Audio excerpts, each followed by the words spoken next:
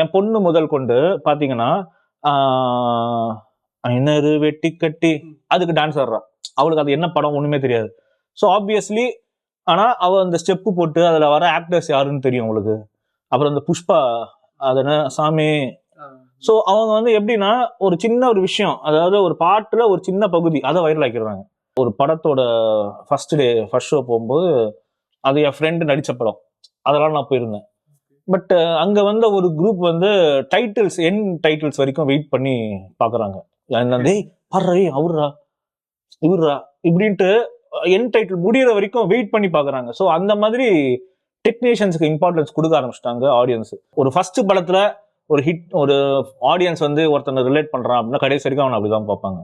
இப்போ for example என்னை வந்து ஒரு காமெடியான ஃபர்ஸ்ட் படத்துல பாத்துட்டாங்கன்னா இப்போ வரைக்கும் நான் ஒரு காமெடியான தான் பாக்குறாங்க. எல்லா டேரக்டர்ஸும் உட்பட என்னை வந்து ஒரு காமெடி கேரக்டர் தான் கூப்பிடுவாங்க. சீரியஸ் கேரக்டருக்கு கூப்பிட்டா அதுவும் வந்து ஒரு சில படங்கள்ல அந்த இதை வந்து பிரேக் பண்ணி ஒரு டேரக்டர்ஸ்க்கு வந்து ஒரு தைரியம் வேணும். போலீஸ் கேரக்டர் பண்ணணும் தான் ரொம்ப ஆசை, ரொம்ப நாளாவே ஒரு போலீஸ் கேரக்டர். இப்போ தீர்க்கதர்சின்னு ஒரு படம் வந்தது, ஸோ அதுல ஒரு போலீஸ் கேரக்டர் தான் பண்ணியிருக்கேன். பட் இருந்தாலும் அதுல கூட ஒரு யூனிஃபார்ம் போட்டு போலீஸ் காப்பா இல்லை, நான் வந்து ஒரு சைபர் கிரைம் ஆஃபீஸர். அதனால ஒரு ஃபார்மல்ஸ் போட்டு நான் ஒரு கண்ட்ரோல் ரூம்குள்ளேயே உட்காந்துருப்பேன், அந்த மாதிரி தான். பட் ஸ்டில் எனக்கு வந்து ஒரு யூனிஃபார்ம் போட்டு ஒரு போலீஸ் கேரக்டர் பண்ணணும் பாஸ்.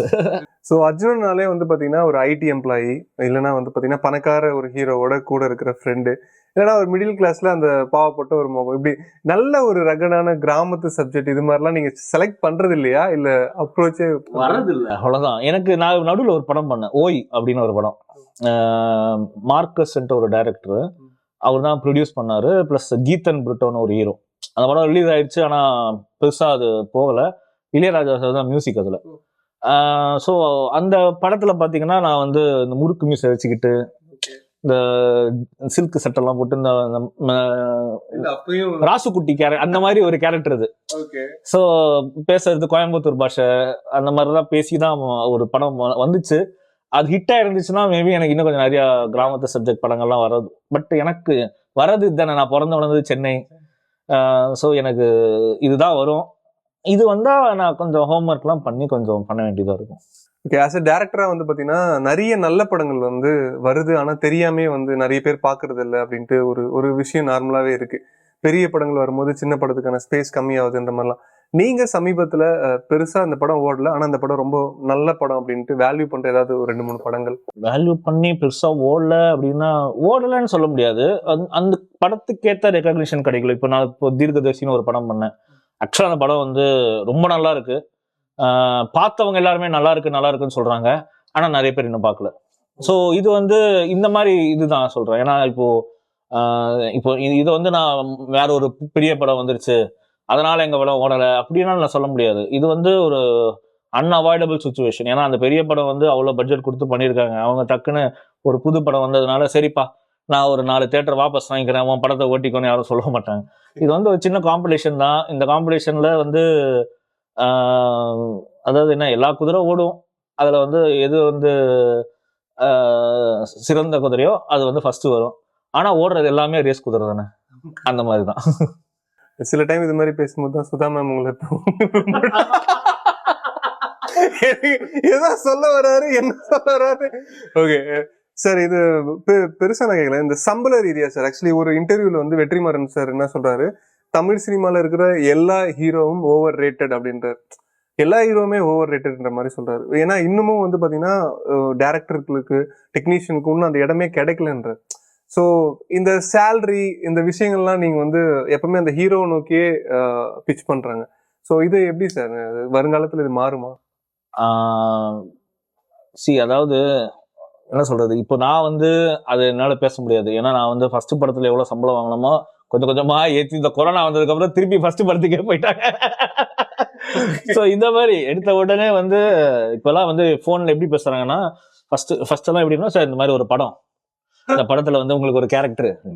இப்பெல்லாம் வந்து சார் இது ஒரு பட்ஜெட் படம், இது வந்து ரொம்ப பட்ஜெட்டா பண்றோம் அப்படின்னா, ஏது முதல்ல கதை சொல்லுங்க. எடுத்த உடனே ஹலோ கூட சொல்லல, ஒரு பட்ஜெட் படம் பண்றோம் ஹலோ இப்படிதான் பேசுறாங்களே. ஸோ சம்பளம் வந்து எப்பவுமே அவ்வளவுதான், ஓடுற குதிரைக்கு எப்பவுமே வேல்யூ அதிகம் தான். ஸோ ஓவர் ரேட்டடா அப்படிங்கிறது எனக்கு தெரியல. சம்பளம் கொடுக்க ப்ரொடியூசர்ஸ் ரெடியா இருக்காங்க, படம் பண்ண டைரக்டர்ஸ் ரெடியா இருக்காங்க. படம் வந்து ஆடியன்ஸ் பார்க்க உள்ள வந்து பார்க்க ரெடியா இருக்காங்க.